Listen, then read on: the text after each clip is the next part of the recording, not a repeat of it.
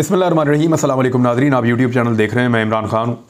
साबिक़ वज़ीर-ए-आज़म पाकिस्तान इमरान खान साहब का प्लस्तर उतर गया है और अब वो अपनी टांग को मूवमेंट कर सकते हैं, चल फिर सकते हैं आहिस्ता आहिस्ता।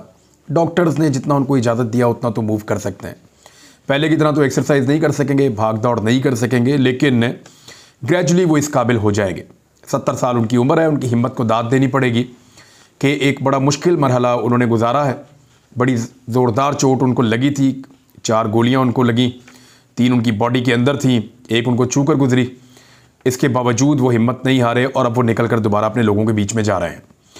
देखिए, इमरान खान का प्लस्तर जब चढ़ा तो उस वक्त उन्होंने अपने लोगों को छोड़ा क्योंकि वो घर पे थे, लेकिन लगातार फिर लोगों के साथ राब्ते में रहे।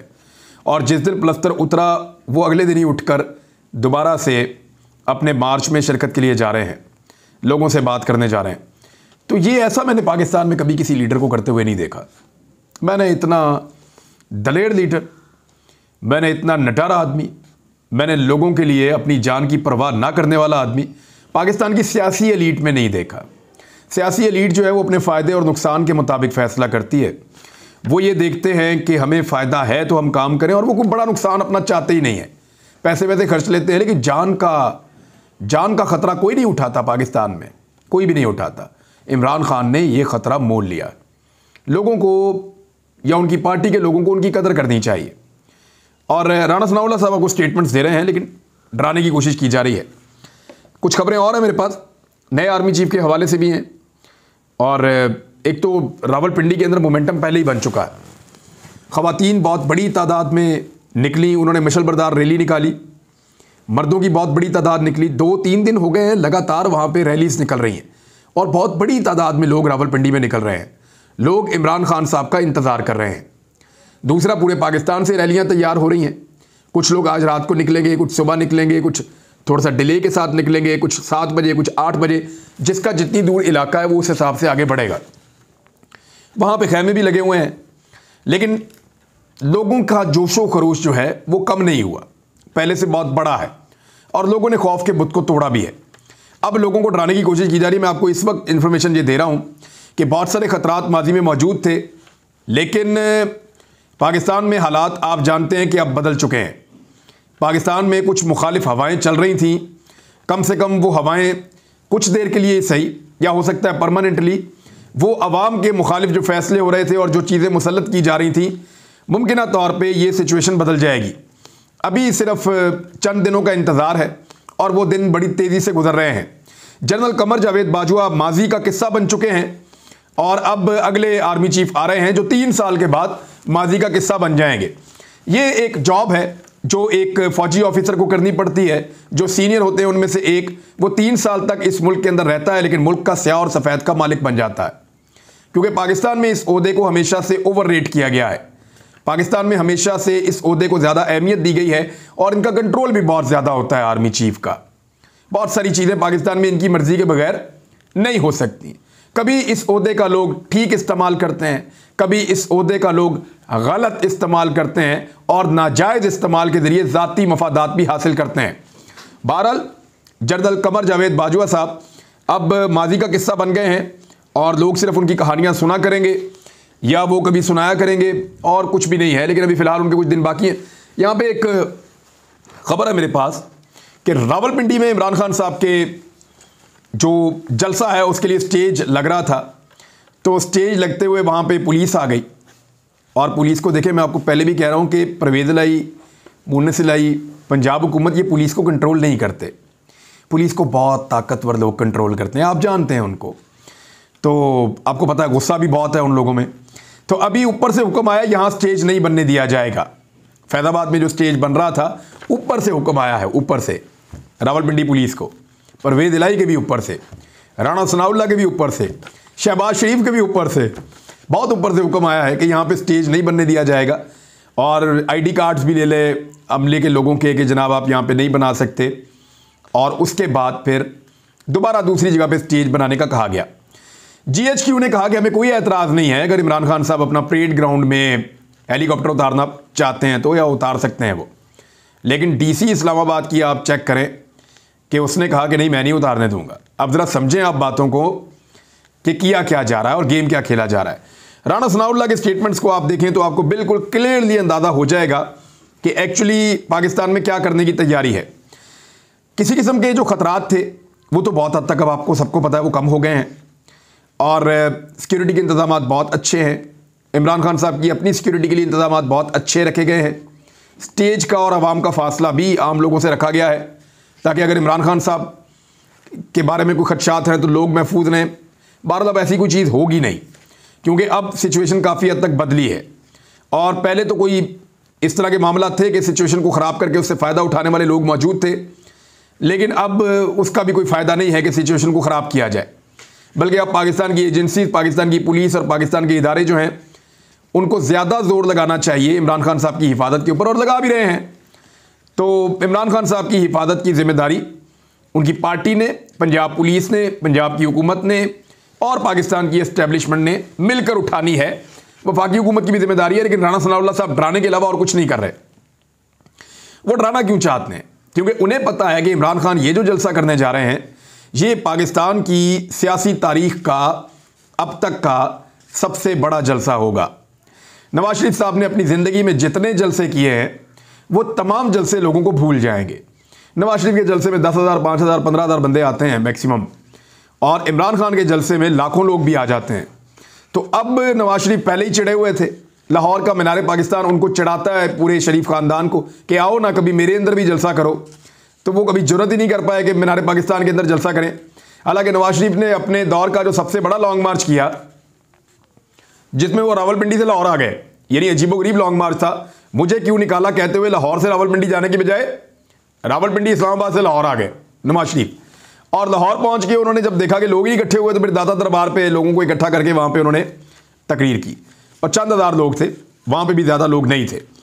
तो नवाज शरीफ साहब के लिए ये बड़ा चिढ़ने वाला एक माहौल बन जाता है जब इमरान खान साहब जलसा करते हैं। और राणा सनाउल्लाह आपको पता है कि फिर वो मियाँ साहब को खुश तो रखना होता है, और मियाँ साहब ने अब पाकिस्तान वापस भी आना है।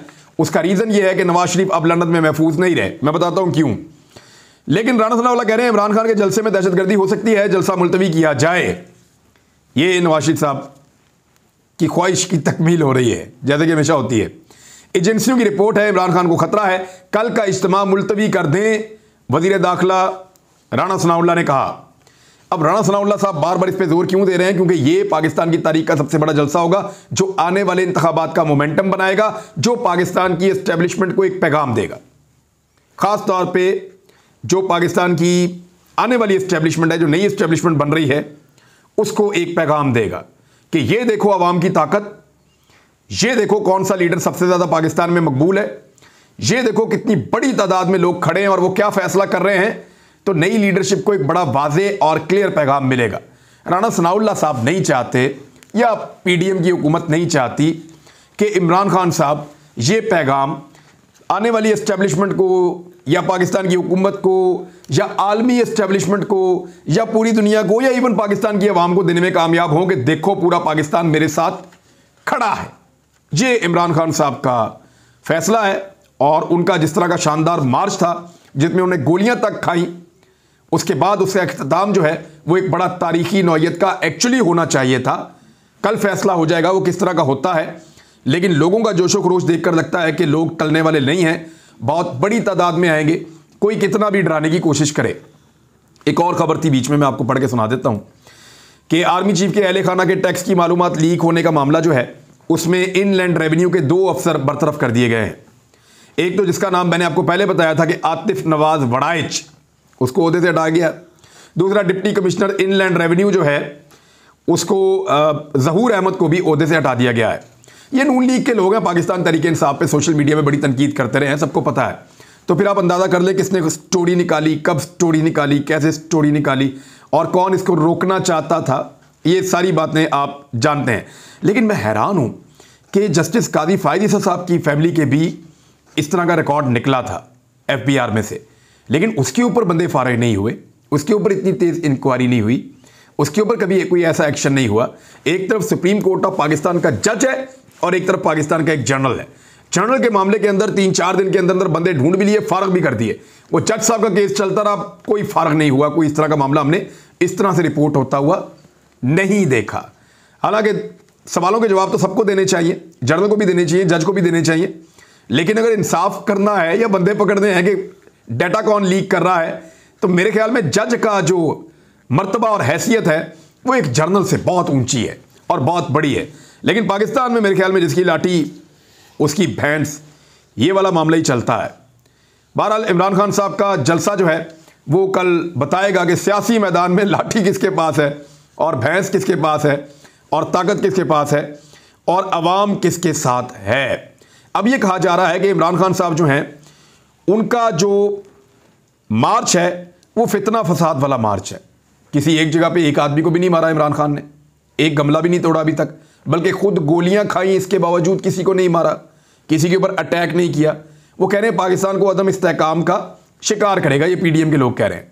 अदम इस्तेहकाम का शिकार पाकिस्तान उस दिन हुआ था जिस दिन शब खून मार के, ज़मीनों का सौदा करके रजीम चेंज ऑपरेशन किया गया था अंदरूनी और बैरूनी सहूलतकारों के साथ मिलकर।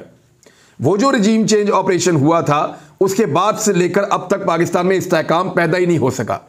पाकिस्तानी अपनी मर्जी के साथ बाहर निकले थे, पूरे पाकिस्तान में निकले थे और तारीखी नौयत का एहतजाज हुआ था और वर्ल्ड रिकॉर्ड लगा है पाकिस्तान के अंदर। लोगों ने सोशल मीडिया पे ऐसी ऐसी कैंपेन चलाई है।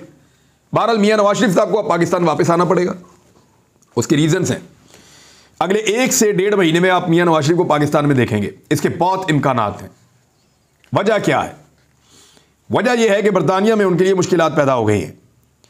ये जो तस्नीम हैदर ने जो कुछ कहा है, इसने एक बहुत बड़ा रिस्क लिया है। देखिए वो कहता क्या है कि मुझे बुलाया गया, मुझे बुलाकर बैठाया गया। नासिर भट्ट ने नवाज शरीफ को कहा कि यह बंदा शूटर्स अरेंज करके दे सकता है। मुझे कहा गया कि आपने 2 शूटर्स अरेंज करने हैं। तो मैं उनको उस वक्त इनकार नहीं कर सका, वो बहुत ताकतवर लोग हैं। मैं उनसे मरगूब हो गया और मैंने कहा जी मैं कोशिश करूंगा, और मैं वहां से आ गया। लेकिन उसके बाद फिर मैंने बाद में इनकार कर दिया। जब मैंने इनकार किया तो मुझे उन्होंने बताया कि उन्होंने शूटर्स खुद अरेंज कर लिए हैं। अब इस केस में वो खुद भी अंदर हो सकता है, वो बंदा खुद भी इस केस में अंदर हो सकता है। वो इतना बड़ा रिस्क ले रहा है और वहां जो मीडिया बरतानिया में मौजूद है वो पूरी कोशिश कर रहा है इस बंदे को झूठा साबित करे। उससे अजीबोगरीब सवालात किए जा रहे हैं, उसको ग्रिल करने की कोशिश की जा रही है।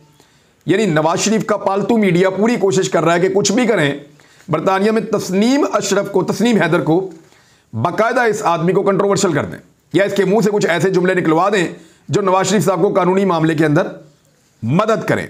इसमें आप जानते हैं कौन कौन से सहाफ़ी हैं, आप बताने की तो ज़रूरत नहीं है।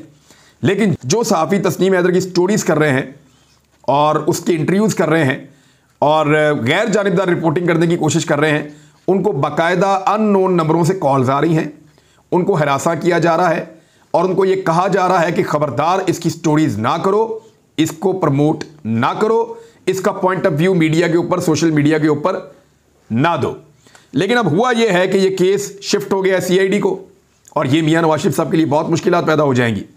और सबूत जो है मुख्तलिफ जगहों से पुलिस इकट्ठे कर रही है और हैमरस्मिथ पुलिस स्टेशन के अंदर यह केस चला गया है सीआईडी के पास।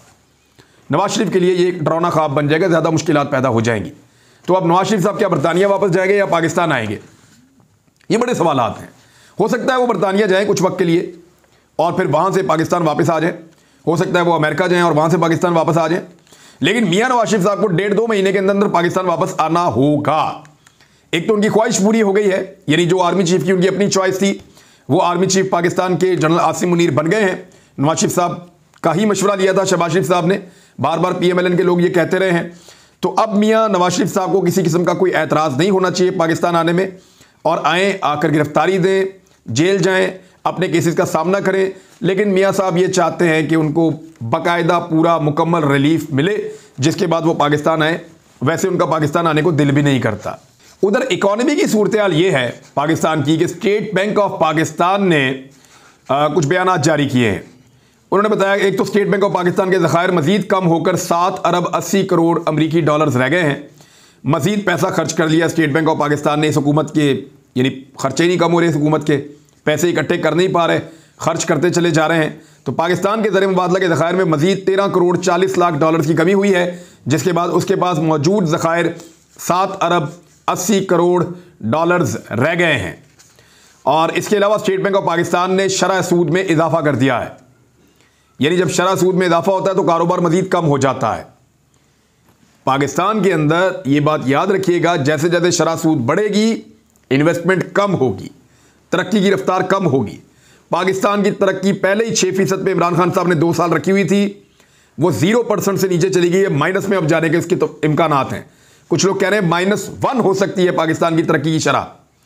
तो अब स्टेट बैंक ऑफ पाकिस्तान ने शरह सूद 1% और बढ़ा दी है। स्टेट बैंक ने पॉलिसी रेट 16% कर दिया है। महंगाई का दबाव मुसलसल और तवक्कुआत से ज्यादा है। यह स्टेट बैंक ऑफ पाकिस्तान का स्टेटमेंट है कि महंगाई जो है वो तवक्को से ज्यादा और उसका दबाव कम नहीं हो रहा, और ये इंपोर्टेड हुकूमत उसकी तरफ कोई तवज्जो नहीं दे रही। इस्लामाबाद में कंटेनर इनसे जमा करवा लें, लोगों के कपड़े इनसे उतरवा लें, लोगों को मार इनसे पड़वा लें, मुकदमात इनसे दर्ज करवा लें, जो जुल्म और सितम करवाना इनसे करवा लें, सहाफ़ियों पे पर्चे इन पे करवा लें, गिरफ्तारियां इनसे करवा लें, टॉर्चर इनसे करवा लें। ये और इनके सहूलतकार सारे बुरे काम करके गए हैं, पाकिस्तान की मईशत को नहीं संभाल सके और बेड़ा गर्क कर दिया पाकिस्तान की मईशत का।